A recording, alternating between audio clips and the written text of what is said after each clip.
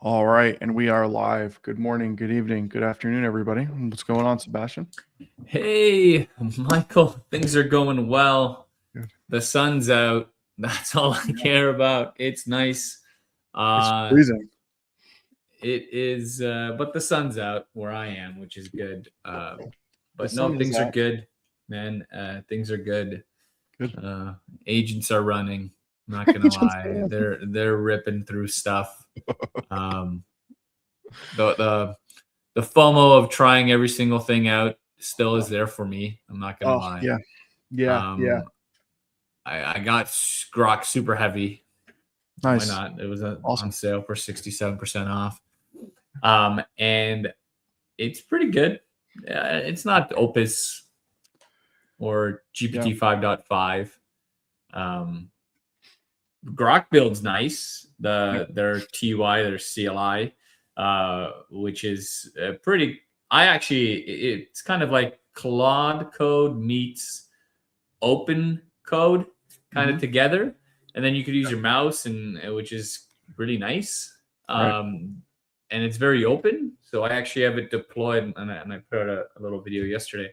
I have it deployed where the models, instead of just using Super Grok, I have McGwen on my local model running at home, all proxied through Agent Gateway. All my MCP servers are proxied through it, and I really like how it visually shows plugins and MCP servers of what you're Hmm. using in it. Right. And the same concept. You can literally, once you install it, just like I actually haven't tried this with Anthropic CLI, um, and I want to get your opinion if you tried it. But you can literally just go, hey, import everything I have in Claude code, Right. and then all the super plugins, the brainstorming plugins, all the skills. It uses if it sees a Claude MD file, it's going to use it just like an Agent MD file. Yep. So which has been great. Just playing around with it, Yeah. um, and then trying to catch up on all the stuff that Google released, or just put lipstick on what they already had. Yeah. To be Yeah. honest. I don't. I didn't. I read a lot about Grok build. I did not buy the super heavy subscription. I probably should, just to test it out and see what differences and such. But I was diving more into anti-gravity this week, Mhm. which, like you said, it is. I wouldn't necessarily say there's a lot of new stuff around it. It's more of like replacing like the Gemini client and such, Mhm. with Yeah, its new rebranding, which but they I closed sourced it now. Then so they're not giving people yeah. access to the code anymore, Right, right. right? Yeah, so there's definitely a couple of changes like that. Um, functionality, I mean, I still think like it's more or less the same. It's still Gemini models and stuff underneath the hood, but now they have Mhm. like their own platform, right? So it's like if you think about it, there is the you have like the desktop, like very much like how with Codex and Claude, right? You have the command line interface, you have the desktop GUI, you have the web UI, right? That's Mhm. that's anti-gravity is Google's version of that, right? Whatever Of we course, want yeah. to, whatever type of tooling we want to call it. I don't know if that would be the harness or the stack or whatever. That's Google's version of that now. But yeah, in terms of functionality, I think it's more or less the same, I would say. Mhm. Yeah. Yeah, I think we're getting to that point where they're all kind of copying each other, We are, yeah. And I've been right? thinking about that a lot this week.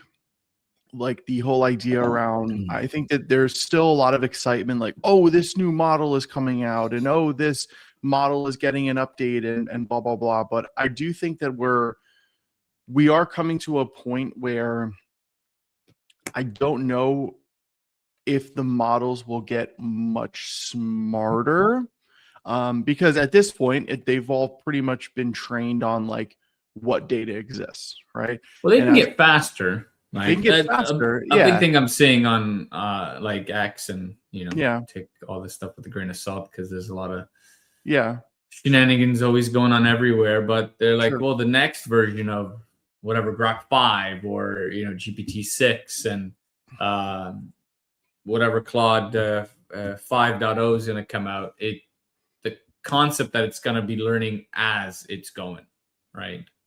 That's the concept with it, right? Yeah, So. I mean, I think like the reasoning and the inference to your point can get faster, but I would say that that's more based on the hardware that it's running on and the processing power that it has available versus like the model itself. Like really what I'm talking about is more like the general models that we use day to day. There's not going to be like a wow, this thing is 100x smarter, right? And the reason why is because there's not 100x new information. Like they all have the information that already exists in the world.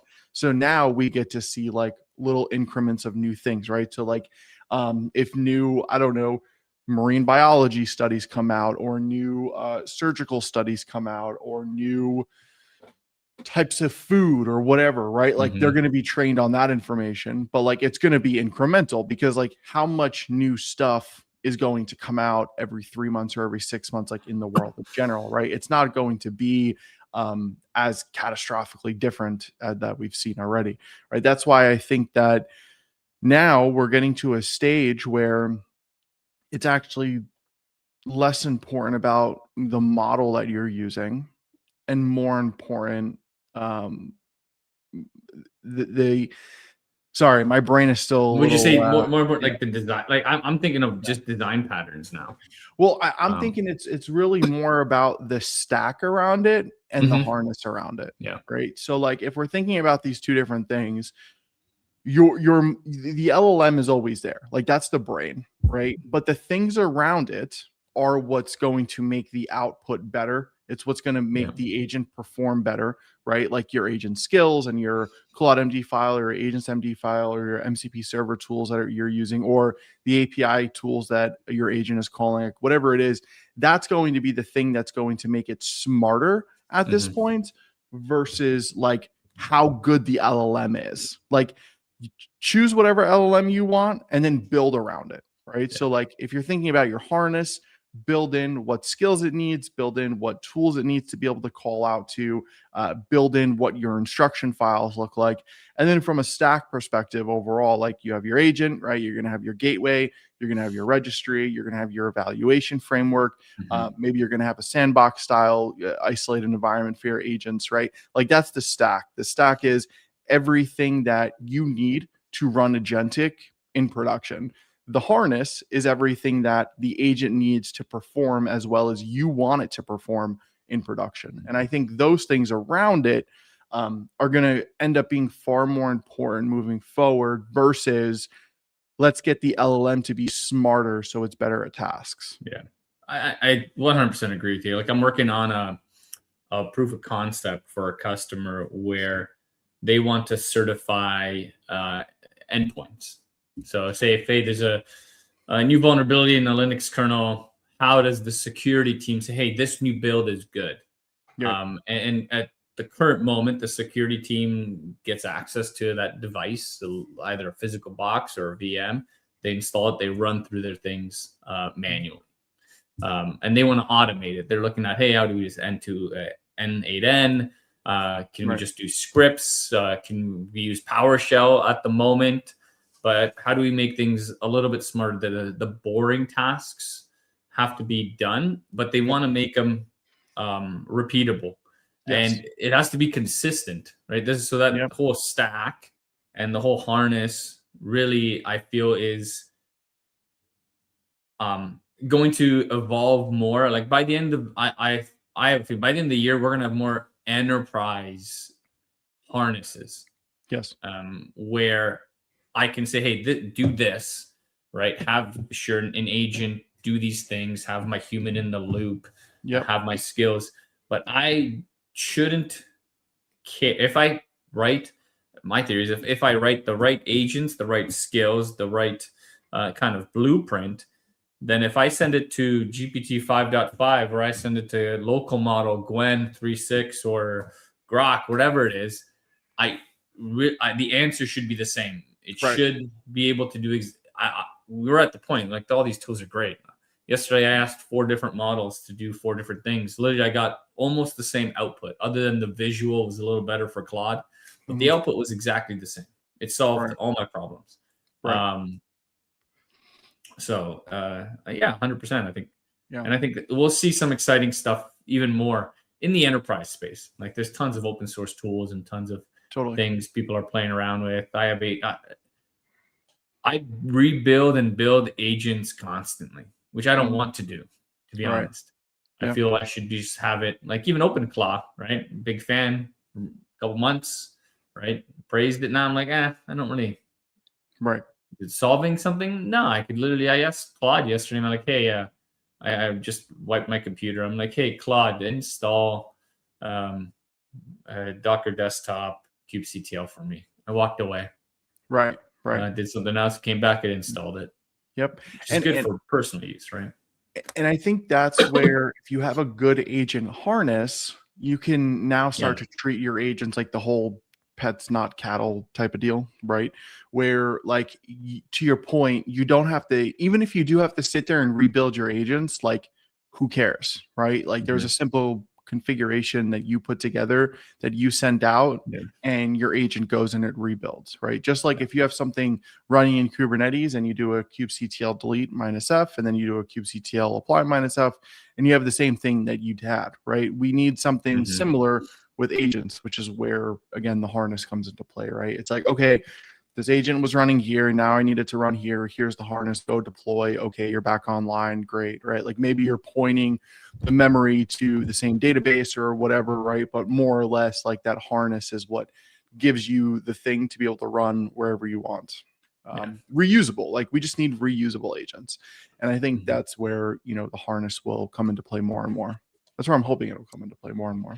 I think it will. Like stuff's going. I think it's pretty cool. It's getting faster. Even like Grok build's got now headless Grok, so I've built just a script that just spins off Grok by itself, and now it's going to do some stuff. Right, which I find pretty neat. Itself. Other neat stuff, but I know we only have a couple minutes, but I did want to get into Christian Post made an awesome blog on a new feature, code mode itself, which it's pretty neat because it's supposed to save us a lot of tokens. I think in the thing he says like what 80, 90 or something %.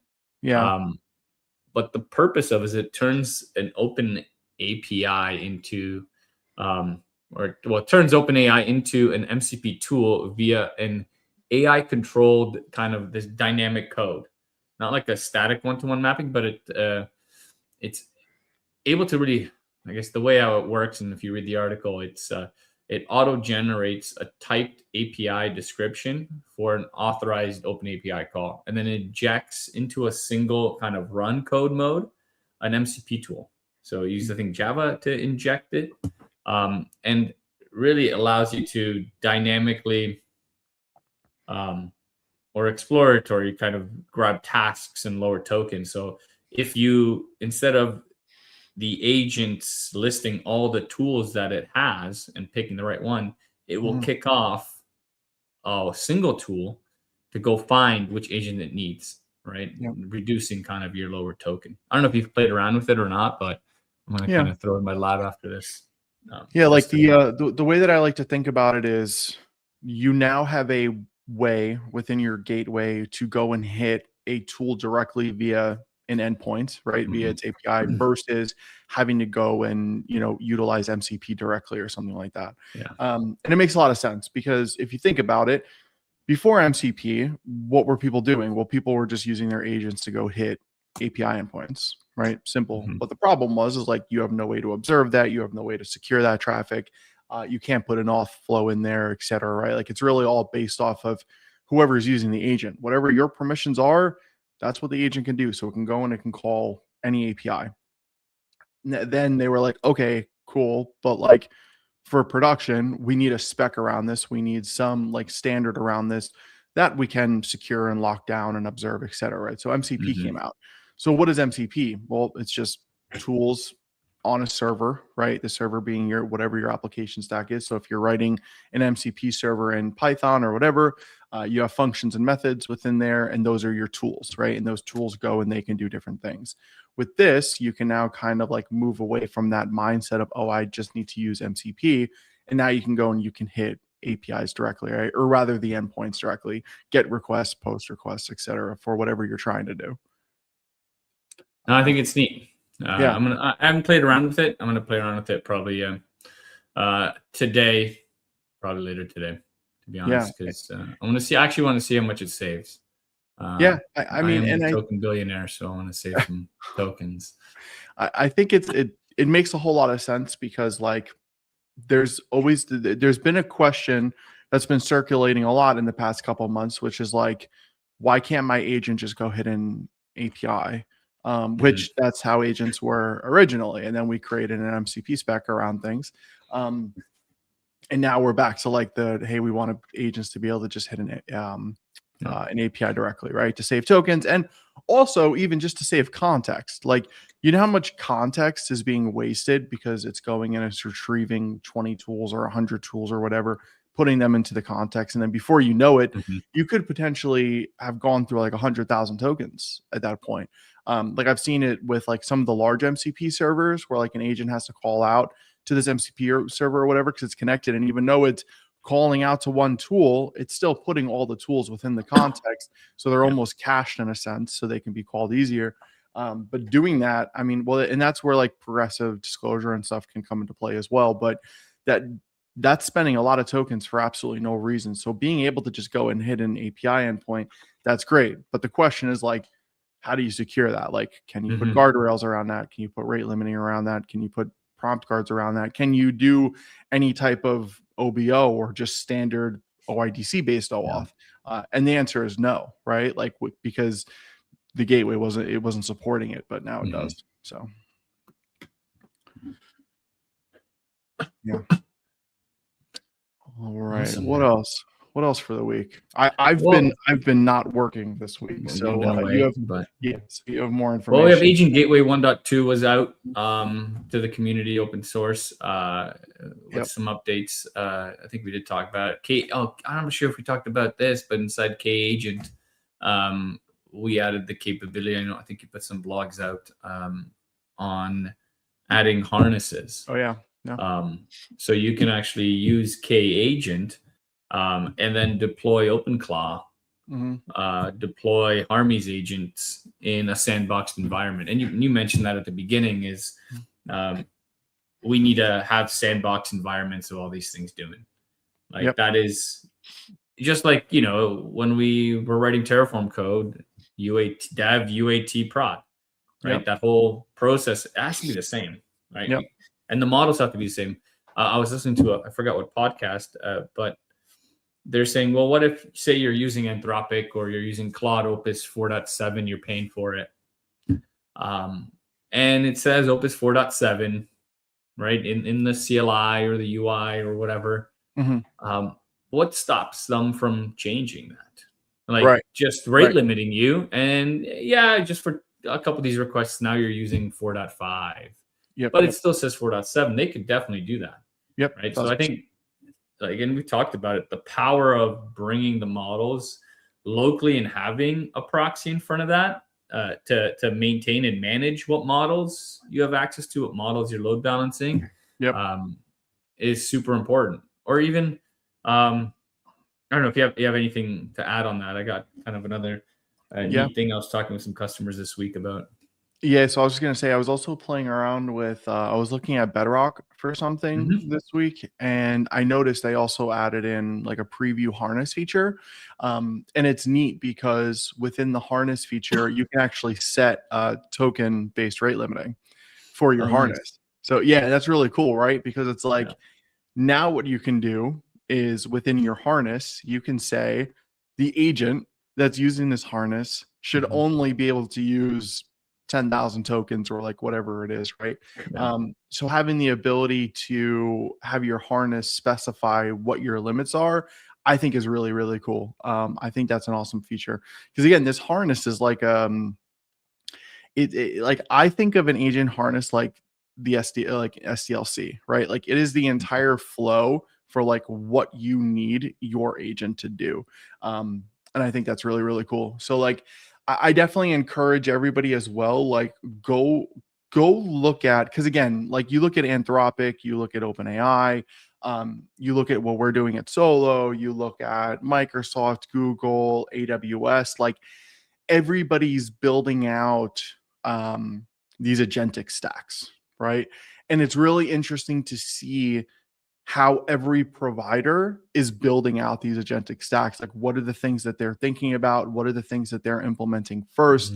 How they differ and how they can work together. Like, you know this. Like, we're constantly talking about Agent Core, and we're constantly figuring out different ways for like Agent Gateway and Agent Registry to work with Agent Core.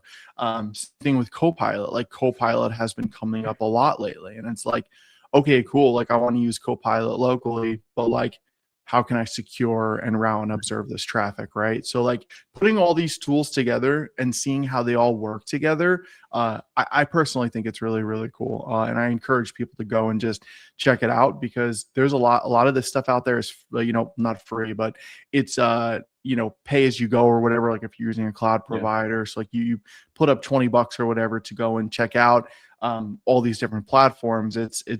I personally think it's super beneficial just for the learning process. For the learning process, $20 or you know, $100 a month, whatever it is. I think it's peanuts to what you can get and what you can learn off any of these things. Oh yeah, even just if I like most of my now, like I would, you know, last year when I did deployments, I had built Terraform to build infrastructure. Now, if I want to test something new, you know, I saw John, or you push some new image to Agent Gateway or K-Agent or Agent Registry OSS, I literally would just clone the repo and I just go YOLO mode with whatever AI I pick. I'm like, hey, just spin this up in my environment right now. Like I need to learn how to do it and how to do it. But if I just want to quickly do a proof of concepts of the features, I'm like, hey, can you just do this for me? And I'll spin it up. I'll make it execute the test. And now even like in Claude, you have the goals. I don't know if you used goal yet inside Claude Code. I'm like, your goal is to make sure that feature works. And, you know, just tell me it works. Tell me that that bug was fixed. That issue was resolved. And I love it. But the thing is, I've got so much compute and I'm just spinning stuff up all day. Luckily, I run everything locally. So I love the cloud. I'll spin stuff up in the cloud, but there's something about having it on like a Intel NUC or my PC locally itself. So we got what that question? This is I think it's just a statement. Nice. Yeah, currently playing around with K-Agent and Agent Gateway. Thanks for sharing all the insights. And yes, Agent Harness seems really dope. Yeah, 1000%. Yeah, and curious on your thoughts here. If you want to comment back or just let us know offline or something. If like what we're saying around Agent Harness, like what an Agent Harness is like versus what an Agent Stack is, like if it's lining up to what you're thinking about when you think about those two things as well, or like how you're seeing them in production and stuff. Like, is Agent Harness like the new brains of the operation, right, in terms of like how well the agent will perform? And then is the Agent Stack like from end to end how you want to run agentic in your production environment? Again, I'm always very curious, like from a market research perspective, to hear like, is everybody else thinking about the things the same way I'm thinking about them? Because as we all know, how well a product or software or a tool or a platform or whatever does is very rarely based on how well it's engineered. And it's more based on how the community looks at it, right? Like how people look at it. Like people, believe it or not, make the pathway toward what is going to be successful, like not necessarily the product or the platform or the engineering itself. It's what people are thinking about it, and then people drive it forward. So I'm always curious to hear, like, is everybody thinking about the verbiage, right? Like things like Agent Harness and Agent Stack and forward deployed engineer and all these things. Like, is everybody kind of thinking about it the same way? I think you had one more thing you wanted to talk about, right? I lost my train of, what was it? Oh my goodness. I'm with you, man. I'm at 50% brain capacity today, You know? so I'm with you. One thing I've been having conversations about is really homegrown LLM proxies. Oh yeah, So having tons of conversations with customers that they're running that chat bot and they've built custom LLM proxies, uh-huh. and now there, of course, the fear of Mythos and all these smarter models come in to Sure. figure out how to hack things and find things. But in kind of the financial space, I'm seeing a lot of customers are like, oh, we can't run our homegrown LLM proxies anymore because it's going to be a critical it's going to be a critical component to the business. Right now it might be just a chat bot, which is not as critical, maybe an internal chat bot, or if your external little chat bot doesn't work, it happens. We've seen it. I don't know if you've seen like other kind of companies had a chat button and you can actually ask it other questions, like they were proxying it through like LLM, and then you can use it for free.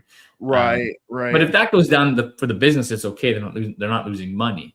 But if the proxy now is running business applications that are transacting things, I'm seeing a lot of customers like, oh, I can't use my homegrown kind of LLM proxy anymore. I need something like, I like to say, someone with a throat to choke, that when there's a CVE out, right, and there's a vulnerability, that's fixed. And luckily, the community in Agent Gateway is growing. Like I think we just surpassed, I forgot, Envoy on Gateway or something like that.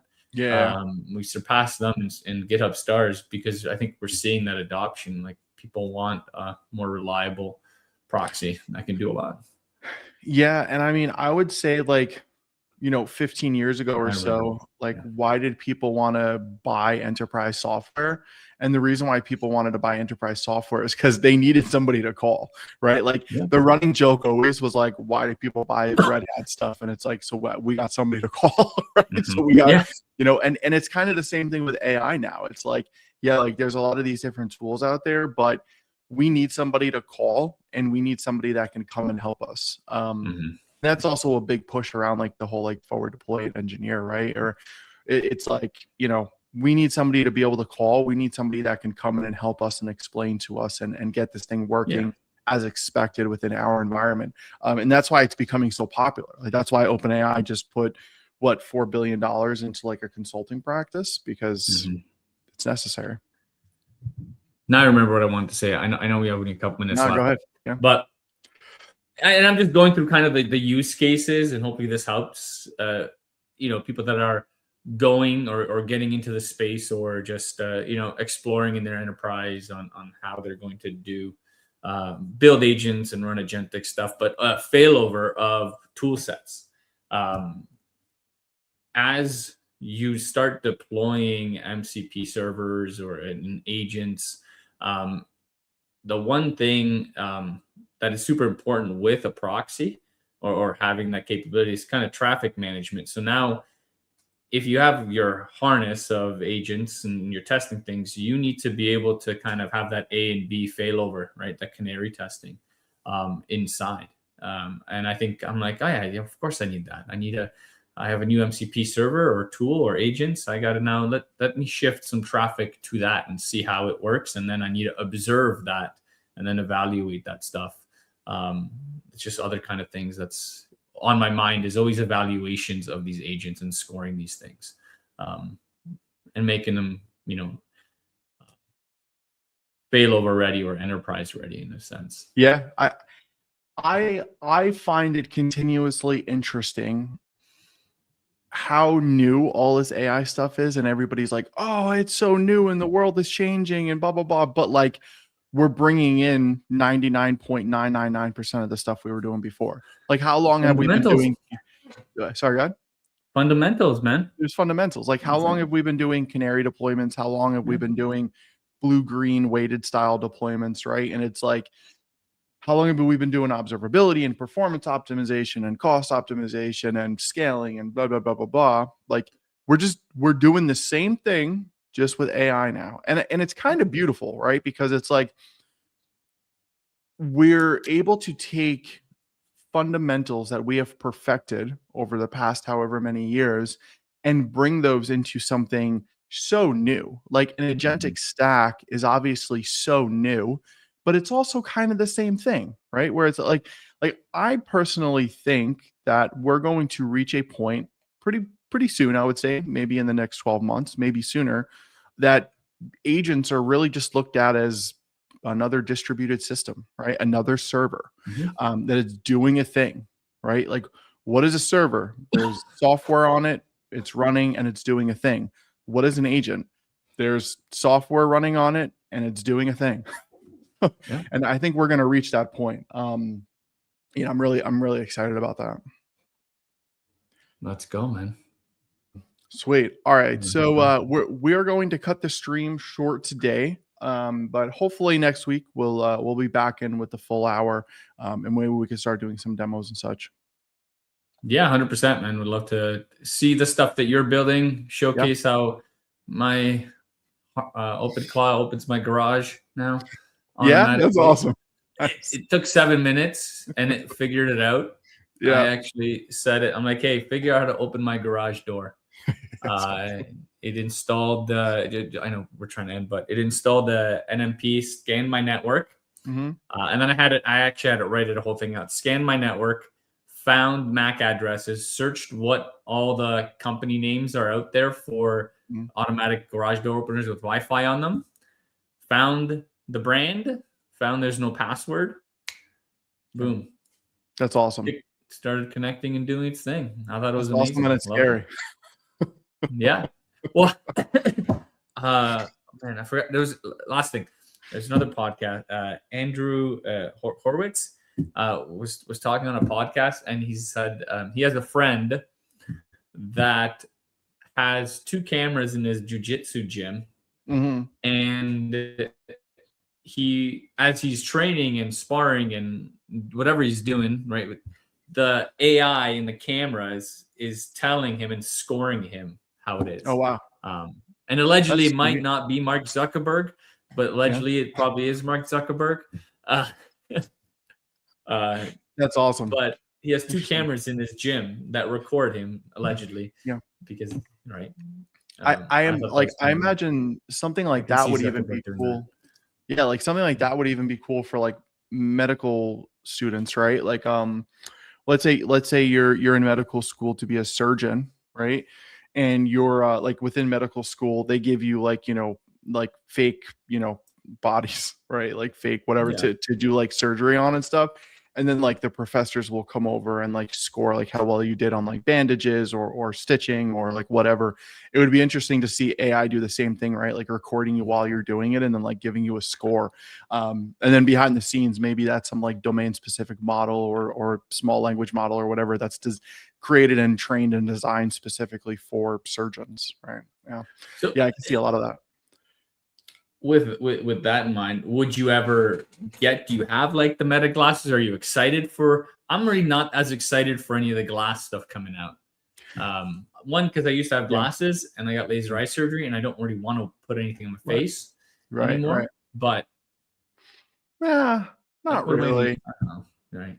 Not really. I think like it's, it's funny. Like for me, I get really excited about things that like I can learn and work on that will help me learn different things to do in production. I don't really get excited anymore about like consumer stuff. Like, I probably couldn't care less like what phone I have, although I want the foldable iPhone once it comes out. Yeah, like I don't know. I don't really get excited about like the consumer stuff anymore. I don't know why, but yeah. Well, if they can make, like, I always thought like the when Apple came out with the thing, I'm like, this is cool, because then I could just have monitors and then I can code and do my things. But then when you use it, they're like, well, you're actually only allowed to have like this monitor and it doesn't work with all the apps. I'm like, and then it's so heavy and it sits on my head. Right. Yeah, like maybe the glasses would be cool. But yeah, I don't know. We'll see. Maybe I'll pick them up. I see people wearing them because I was at KCD Toronto and they're like recording things and like you can see the little light and Yeah. But I That's saw cool. some. I was somewhere on a, I forgot where I was, but I was on a trade, and some guy put him on, and he asked it like 6 times the same question, and and you could tell he was getting just like, meta, do this, meta, do that, and like the same one, and it couldn't do it. Just like, you know, when I say something to Siri, it spells it wrong. Yeah.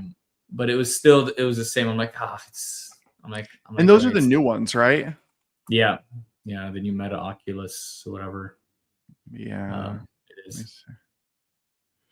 Yeah. I get, if I'm working on something, but I'd just probably just use the flashlight option. Like, turn on flashlight.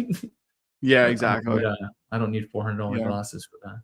Yeah. I mean, they look cool, but yeah, I would have to understand like what it's actually going to do for me. Yeah. Like, depending on the what is it? Is the camera 1080p or 4K?